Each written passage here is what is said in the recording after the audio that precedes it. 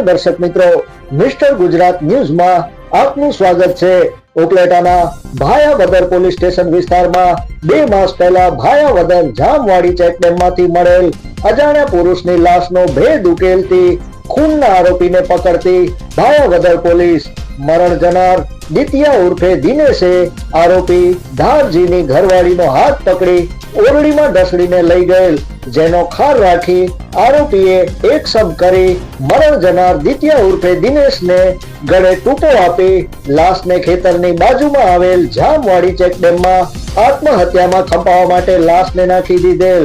તારીખ 27/12/2024 ના રોજ જામવાડી ચેકડેમમાંથી મરણ જનારની ડેડ બોડી મળતા ભાયાવદર પોલીસ સ્ટેશન ખાતે સૌ પ્રથમવાર અકસ્માત મોત દાખલ થયેલ।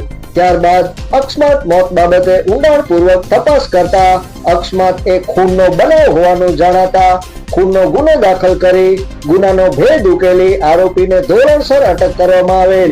Bureau chief Rajnish Kaur.